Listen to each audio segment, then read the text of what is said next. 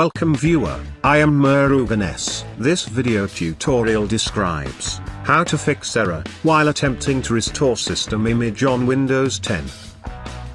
Type services.msc in Windows search bar.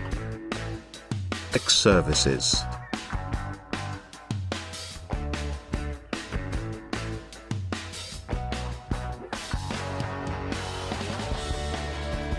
Double-click Volume Shadow Copy.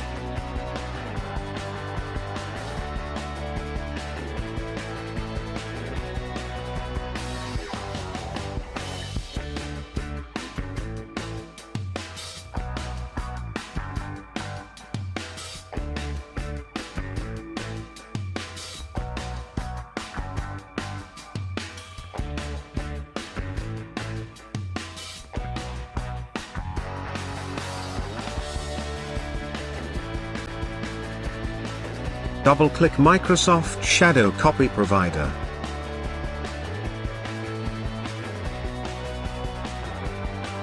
Change to Automatic. Click Start. Click Apply. OK.